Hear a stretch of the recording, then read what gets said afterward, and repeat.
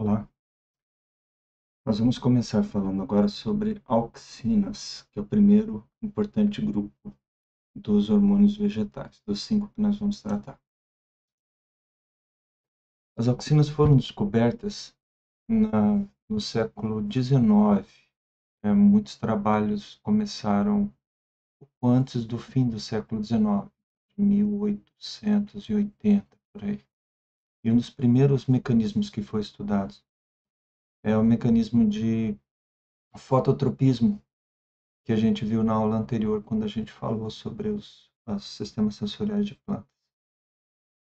Esse mecanismo, então, percebeu com o estudo de plantas jovens, conseguiu descobrir que o hormônio responsável por fazer a ligação entre o mecanismo sensorial, que percebe a luz direcional, e o que ocorre no meristema apical, tá? Isso é importante, ou seja, nós temos aquele grupo de poucas células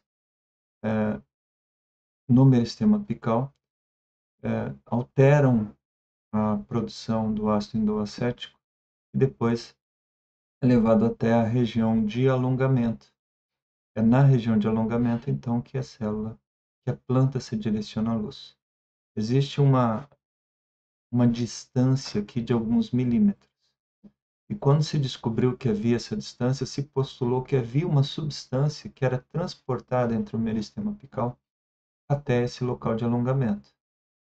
E os estudos de extração dessa substância chegaram, então, ao isolamento e identificação da substância responsável, que é o ácido indolacético, em 1930, então faz mais ou menos uns 90 anos, né? E é o grupo clássico, como eu falei para vocês. Existe um mecanismo sensorial, tem uma substância transportada e tem um mecanismo de resposta. Então, essa mesma estrutura é o que deu origem ao nome hormônio também, pela semelhança ao hormônio animal. Aqui em cima vocês veem uma figura do que é o ácido indolacético. Essa terminação COOH é o radical ácido da química orgânica, né? Então nós temos aqui um radical ligado a essa cadeia fechada aqui, é um radical acetato, né? Na verdade, assim, ácido acético é quando tem o Hzinho que faz parte da molécula. Só que esse H aqui, ele vai aparecer dependendo do pH do meio. Em condições ácidas, que tem muito H disponível, muito hidrogênio disponível, ele fica nessa forma. Então é ácido. Quando está em condições básicas, perde esse hidrogênio e fica só a carga negativa do radical, que daí a gente chama esse radical de carboxila, e daí esse resíduo aqui vai se chamar acetato. Nesse caso aqui agora, a gente tem essa base aqui, que é não é aromática, tá? Essa substância não é aromática, por quê? Porque essas duplas ligações não vibram, elas são fixas. Elas são presas aqui por causa do formato. Isso aqui é um anel indol. Indol. Então aqui a gente está vendo duas auxinas naturais. O ácido indol 3-acético, ele é 3 aqui por causa da posição onde esse radical se coloca, né? Que é no carbono 3 do anel indol. E o ácido indol butírico. Tá? Então, em vez aqui do radical acético, que é um radical com 2 carbonos, a gente tem o radical butírico, com 4 carbonos. Tá? Essas duas substâncias são substâncias naturalmente produzidas por plantas, que ocorrem no metabolismo. Né? O ácido indolacético é o hormônio mais importante de plantas, tá? Uma série de funções extremamente importantes. Não que os outros não sejam importantes, mas esse aqui é talvez o mais abrangente. E o ácido indol butírico é um enraizador muito poderoso. ainda que a gente não tenha todas as certezas de como ele funciona dentro do metabolismo de planta. A maioria das informações que a gente tem sobre ácido butírico ainda é pela sua ação como regulador de crescimento.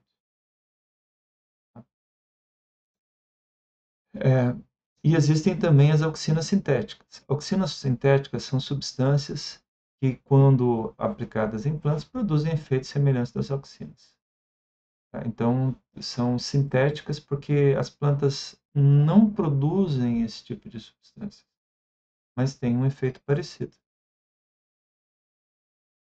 E aí, como eu já comentei antes, isso aqui daí a gente chama de regulador de crescimento. Nesse caso, é o caso mais óbvio do nome regulador de crescimento, porque inclusive é uma substância que nem é produzida por plantas, tá? Mas o termo regulador de crescimento a gente usa inclusive para o ácido indolacético e o ácido indolbutírico quando eles são pulverizados, aplicados, injetados, enfim, são colocados de alguma forma dentro das plantas ou sobre as plantas. Das auxinas sintéticas, tem aqui uma lista delas, né?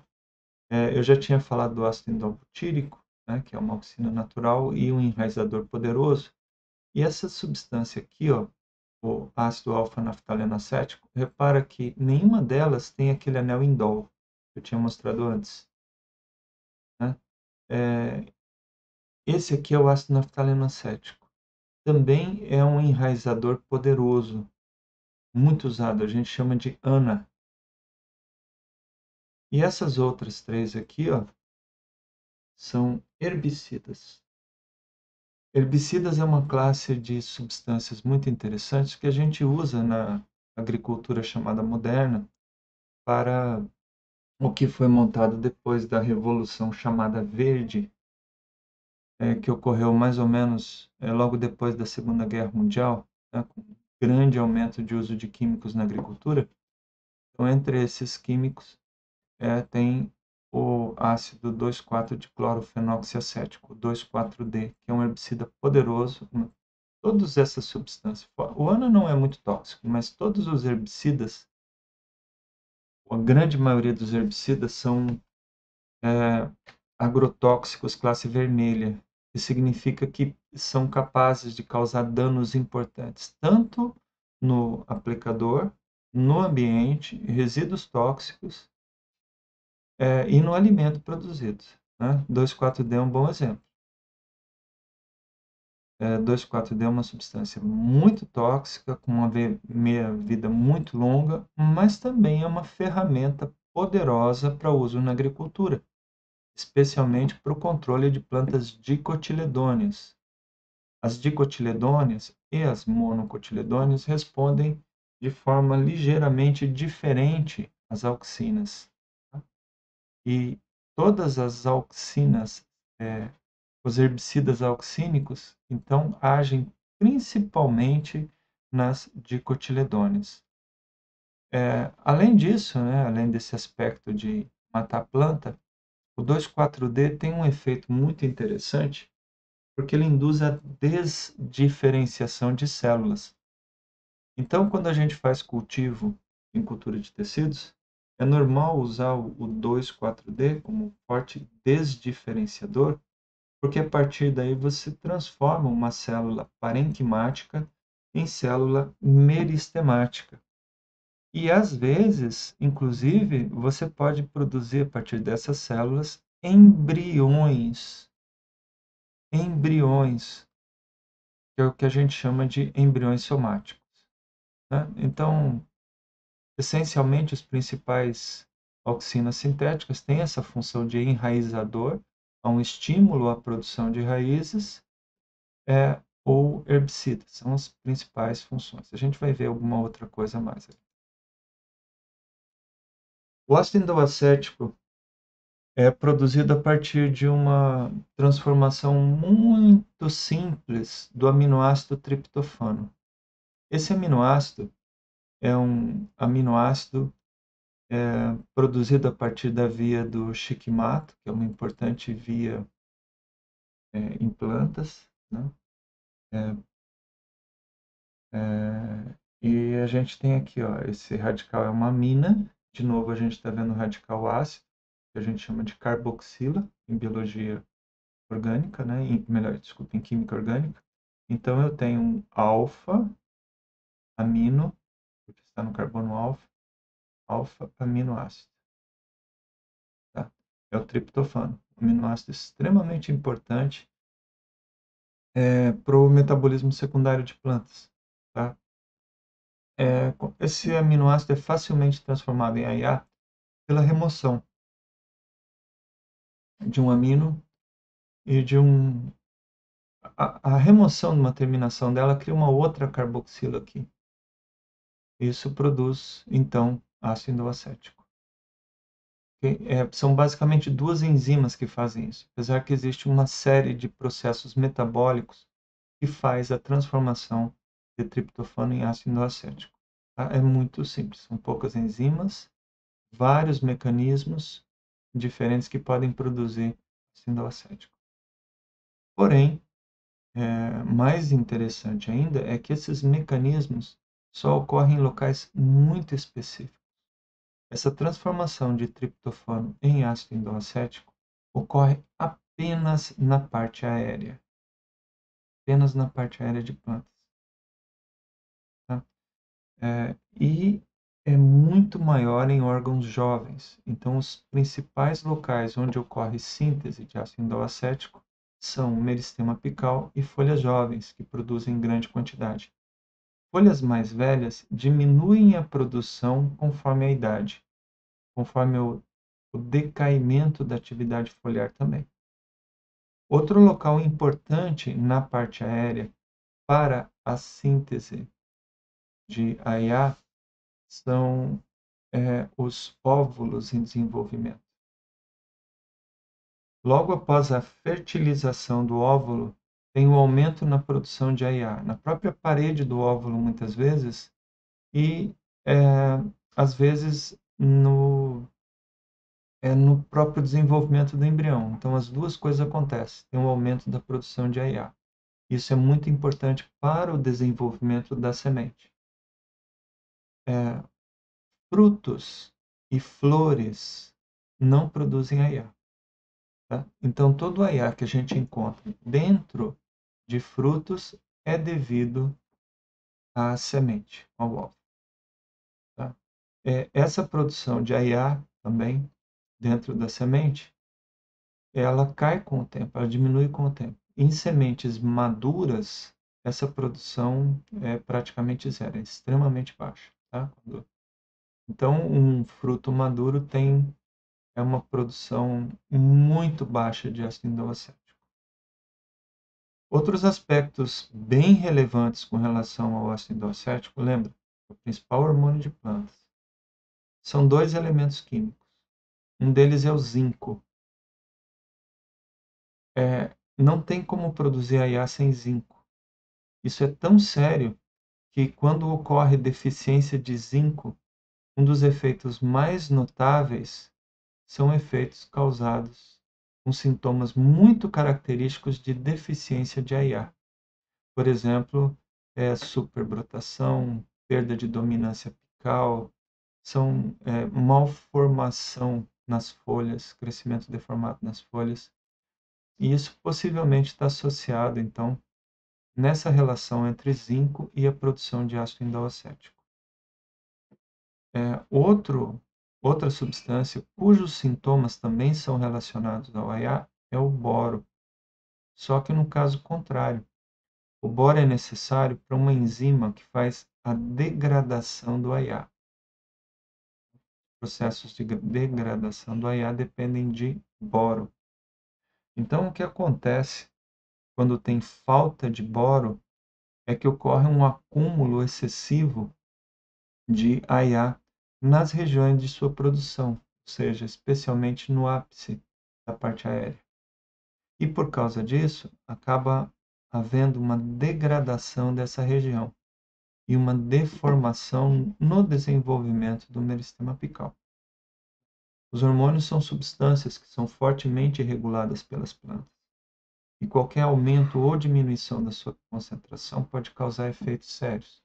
Nesse caso, essas duas substâncias, boro e zinco, são importantes na nutrição para garantir o bom funcionamento, então, do sistema hormonal que depende de ácido indolacético. Ok, então o ácido indolacético é principalmente produzido no ápice, em folhas jovens e em óvulos semente. O transporte do AIA para os outros locais, então o sinal que ele transmite, que essa região transmite para o restante da planta, vem de dois tipos de transporte. Um que é feito de célula a célula. Lembrem que o meristema apical não tem conexão ativa nem de floema nem de xilema. Tá? Isso vai ocorrer alguns, até milímetros fora do meristema apical. Né? E por isso toda a saída desses hormônios tem que ser por transporte ativo. Tá?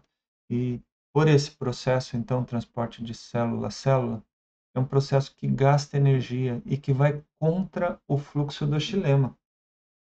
Essas células do parênquima, especialmente na região do córtex, na parte aérea, são os grandes transportadores de AIA, pelo menos nos processos mais conhecidos.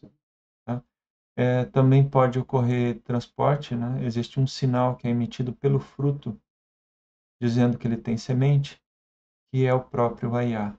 Esse transporte também tem que ser feito célula a célula. Ainda existe um tipo de transporte passivo, que é quando esse AIA é colocado dentro do floema. Opa, onde que ocorre isso? Ocorre durante a alimentação do floema, que é nas folhas. Tá? Então, folhas um pouquinho mais velhas, que ainda produzem AIA, mandam esse AIA pelo floema e, basicamente, é usado para fazer a nutrição do sistema radicular. Tá? Mas realmente eu não tenho muito a falar para vocês sobre isso. Mas ocorre esse transporte via floema e ele é um transporte importante. Nesse caso, então, convém ressaltar o transporte ativo, ele é muito estudado, apesar que eu não vou falar em detalhes. Mas tem alguns aspectos aqui importantes que eu quero tocar para quando a gente falar de potencial eletroquímico. Tá? Toda membrana celular, ela cria uma diferença de voltagem entre os dois lados, uma diferença de carga elétrica. Isso é um aspecto primordial do funcionamento de todas as células, não só vegetais. Essa polaridade, essa carga, essa diferença de carga elétrica, no caso do transporte do AIA, é usado para converter o AIA entre a forma que a gente chama de protonada, ou seja, o ácido indolacético, aquele que tem o Hzinho pendurado lá no final daquela carboxila, e o indol acetato, que seria a mesma substância, mas sem aquele Hzinho pendurado no final. Tá? Então, essa conversão entre a forma que a gente chama de aniônica e a forma ácida depende do pH do ambiente. E o pH do ambiente é garantido exatamente por causa desse efeito, dessa polarização que a membrana plasmática causa. Então, ocorre um bombeamento de hidrogênios do interior do citossol para a parede celular. Isso faz com que o citossol tenha um pH em torno de 7,2, no máximo 7,4, ou seja, bem neutro, e a parede fique ácida. Isso muda, então, a forma como o AIA aparece, né? Ou na forma aniônica, ou na forma protonada, ou na forma carboxílica, como preferir. E aí tem proteínas transportadoras específicas que participam desse processo. Isso ocorre de tal forma que o ácido indolacético sempre é transportado no processo ativo da parte mais apical da célula para a parte mais basal. Opa, professor, o senhor está falando da parte de cima para a parte de baixo? Normalmente é, tá? Mas se um galho tiver de ponta cabeça, ou seja, pensa numa planta que está com o galho dela está tombado, está vindo lá de cima e está quase encostando no chão. Nesse caso, o aiá vai subir pelo galho, ele vai em direção às raízes. Então eu não posso falar que ele está indo de cima para baixo. Ele está indo do ápice para em direção às raízes. Tá? Isso é importante para a gente entender transporte ativo. E no floema, ou seja, e o transporte passivo? O transporte passivo segue o fluxo do floema. O fluxo do floema ele é coordenado pelas regiões que usam as substâncias do floema. Então, durante o crescimento vegetativo, a seiva do floema vai para as regiões de crescimento. E após o florescimento, a seiva do floema é basicamente toda direcionada para os frutos.